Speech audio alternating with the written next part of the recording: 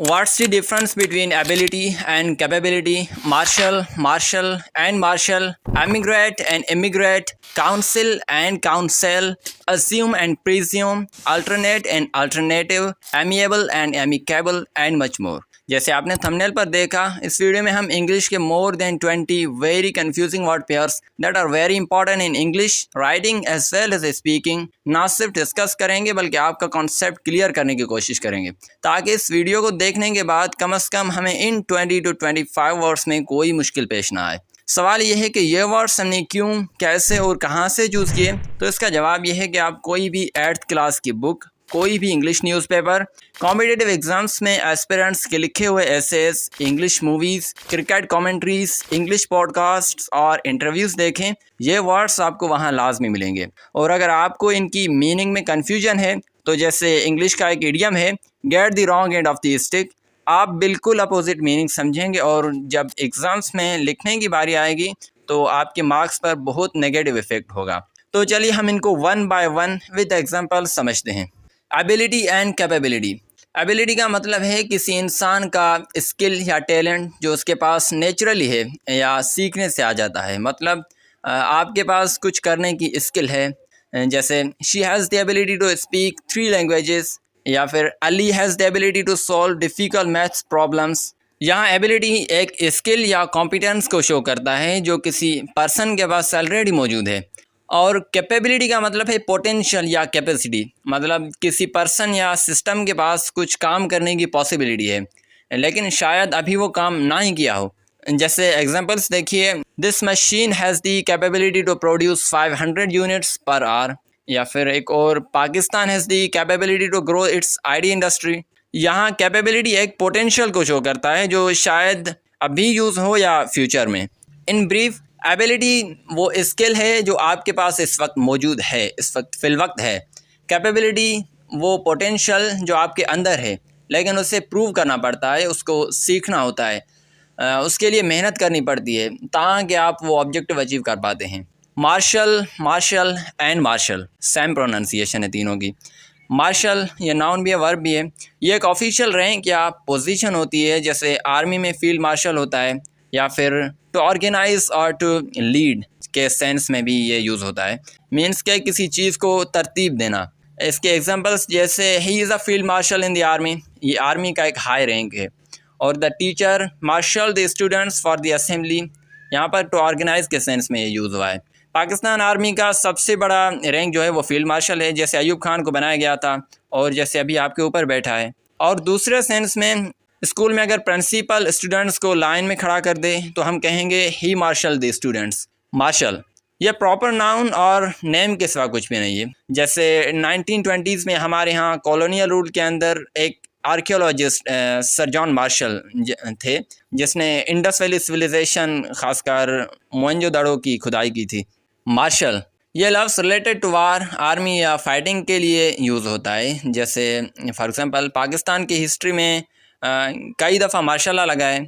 और martial arts एक fighting skill होती है जो आपने मूवीज़ वगैरह में देखी होगी, जैसे 2016 के बागी मूवी में भी वो सीखता है।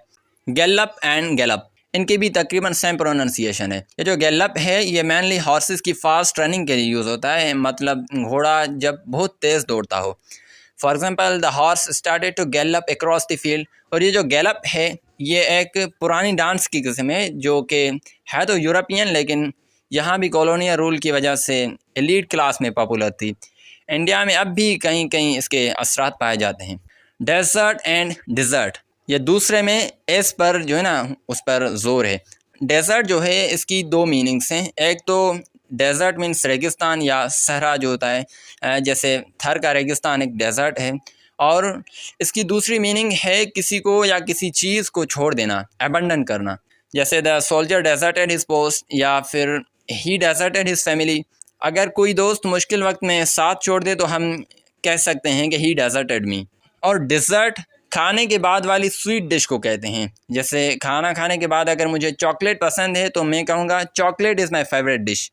रेस्टोरेंट्स में आप मेन्यू खोलें तो लास्ट में एक अलग सेक्शन होता है डिज़र्ट्स, वो यही डिज़र्ट होता है। इन ब्रीफ, सिंगल एस वाला रेगिस्तान या फिर अबंडन करना, और डबल एस वाला sweet dish simple. Illusion and allusion, illusion means false perception, नज़र का धोखा, यानी वो चीज़ जो असल में ऐसी होती नहीं जैसी दिखाई देती है। जैसे ख़ास तौर पर मैजिशंस करके दिखाते हैं। For example the magician created an illusion of a rabbit coming out of a head. और जैसे किसी डेजर्ट में या गर्मियों के मौसम में रोड ही पर पानी दिखाई देता है, लेकिन असल में वो पानी नहीं होता। इसको उर्दू में शराब कहते हैं। ये वो इल्यूजन होता है। एल्यूजन का मतलब है इनडायरेक्ट रेफरेंस, यानी किसी चीज़ का घुमा फिरा कर इशारा करना, क्लियरली उसका नाम दिए बगैर। अगर टीचर कहे some students don't complete their homework और सबको पता है कि वो अली के लिए कह रहा है, तो ये भी एक एल्यूजन है। Persecution and prosecution. परसिक्यूशन होता है किसी के मज़हब, नस्ल या फिर बिलीव्स की वजह से उसके ऊपर जुल्म करना या फिर उसको सताना। जैसे लेट 1400s में मुस्लिम्स ने स्पेन में बहुत परसिक्यूशन फेस किया था after the fall of Muslim Spain. Prosecution का मतलब होता है कोर्ट केस चलाना या किसी को कानूनी तौर पर ट्रायल करना। जैसे अगर किसी पॉलिटिशियन पर करप्शन का केस चले और नेब या एफआई एविडेंसेस पेश करें तो ये एक प्रोसिक्यूशन है, एक मुकदमा है। Burger and burger almost same pronunciation है। बर्गर ये वो है जो हम खाते हैं। For example I had a chicken burger for lunch. और ये जो बर्गर है मीन्स सिटीज़न, शहरी, मुल्क या शहर का बाशिंदा। ये पुरानी इंग्लिश का वर्ड है और अब ज़्यादा कॉमन नहीं, लेकिन लिटरेचर और हिस्ट्री में अभी यूज़ होता है ये। Adapt and adopt. Adapt means नए हालात या सिचुएशंस के मुताबिक अपने आप को बदलना। जैसे कोविड के दौरान स्कूल्स ने ऑनलाइन सिस्टम को एडॉप्ट किया था। और एडॉप्ट जो होता है ये उसका मतलब होता है किसी चीज़ को ऑफिशियली लेना, अपनाना या एक्सेप्ट करना। जैसे कोई कपल किसी यतीम बच्चे को एडॉप्ट करता है। एलिटरेट एंड इलिटरेट। एलिटरेट का मतलब है ऐसे अल्फाज जो एक ही साउंड या लेटर से स्टार्ट होते हैं। जैसे she sells sea shells by the sea shore, यह एक एलिट्रेशन का एग्जांपल है। और इलिटरेट का मतलब है वो आदमी जो पढ़ लिख नहीं सकता, वो तो हम सबको मालूम है, जिसको अनपढ़ कहते हैं, simple. Heroin and heroin. Heroin एक डेंजरस ड्रग है, नशा है, और जिससे हम सब वाकिफ़ हैं। और हेरोइन का मतलब है फीमेल हीरो, जो फिल्मों, ड्रामा और नॉवेल्स में सेंट्रल कैरेक्टर होती है। मेज़ एंड मेज़ सेम प्रोनाउंसिएशन। मेज़ का मतलब है कॉर्न, मकई, जो कि पाकिस्तान में एक इम्पॉर्टेंट फसल है। और मेज़ वो है जो न्यूज़पेपर्स पर रास्ता ढूंढने वाली गेम होती है। और अम्यूज़मेंट पार्क्स में कभी कभी मेज़ गेम्स होती हैं, बच्चे रास्ता ढूंढते हैं वहाँ पर। स्ट्रेट एंड स्ट्रेट, इसकी भी सेम प्रोनाउंसिएशन है। स्ट्रेट का मतलब है सीधा, डायरेक्ट, विदाउट कर्व्स। ये इवन बातों के लिए भी यूज़ होता है। जैसे द रोड इज़ स्ट्रेट और he gave me a straight answer, direct जवाब। और स्ट्रेट का मतलब है समंदर के दो पानियों के दरमियान तंग रास्ता। या फिर एक और डेफिनेशन, दो लैंड पार्ट्स को अलग करने वाला पानी का एक नैरो पाथ, सिंपल। जैसे स्ट्रेट ऑफ मलक्का दुनिया का लार्जेस्ट स्ट्रेट है। ये मलेशिया और इंडोनेशिया के दरमियान है। और जो ईरान और ओमान के दरमियान है, स्ट्रेट ऑफ हॉर्मुज़, जैसे हाल ही में ईरान ने बंद करने की धमकी भी दी थी। Amiable and amicable. एमिएबल का मतलब है फ्रेंडली, प्लेजेंट पर्सनालिटी, यानी कि इंसान की नेचर बहुत अच्छी और दोस्ती वाली हो। For example she is an amiable teacher loved by all students. Amicable का मतलब है फ्रेंडली रिलेशन या फ्रेंडली एग्रीमेंट, खासकर जब कोई कन्फ्लिक्ट या प्रॉब्लम हो और उसे बगैर झगड़ा किए सॉल्व किया जाए। जैसे अगर पाकिस्तान और इंडिया अपने प्रॉब्लम्स फ्रेंडली तरीके से हल करें तो उसे एमिकेबल सॉल्यूशन कहा जाएगा। Born and born. बोर्न का मतलब है पैदा होना, बर्थ के कॉन्टेक्स्ट में। जैसे हम कहते हैं a baby is born every minute. Born का मतलब है बर्दाश्त करना, जिम्मेदारी उठाना, या फिर इसकी एक और मीनिंग है ट्रांसपोर्ट होना। बोर्न बर्थ का थर्ड फॉर्म है। और ये जो बोर्न है ई वाला, ये बियर का थर्ड फॉर्म है, बियर बर्दाश्त करना वो वाला। For example the cost will be borne by the company, नुकसान कंपनी उठाएगी। और ये कैरी के सेंस में, malaria is a mosquito borne disease, mosquitoes उसे ट्रांसफ़र करते हैं। एमिग्रेट एंड इमिग्रेट दोनों माइग्रेट से बने हैं। और माइग्रेट मीन्स के एक जगह से दूसरी जगह शिफ्ट होना। एमिग्रेट का मतलब है अपने मुल्क या जगह से माइग्रेट करके दूसरे मुल्क या जगह जाना, शिफ्ट होना। It focuses on leaving one's on country, अपने कंट्री को लीव करना, छोड़ना, छोड़कर दूसरे मुल्क जाना। For example many people emigrate from Pakistan to Canada for better opportunities. और इमिग्रेशन का मतलब है किसी मुल्क में शिफ्ट होकर आना, उसमें था कि मुल्क को लीव करना, और इसमें है किसी मुल्क में अंदर दाखिल होना, आना। मीन्स के इंटरिंग अ कंट्री। जैसे कोई बंदा पाकिस्तान छोड़कर अमेरिका जाता है सेटल होने के लिए, तो अमेरिका में उसने इमिग्रेशन की, लेकिन पाकिस्तान से उसने एमिग्रेशन की, सिंपल। इन शॉर्ट एमिग्रेट मीन्स के मुल्क छोड़कर जाना और इमिग्रेट मीन्स के नए मुल्क में आना, सिंपल।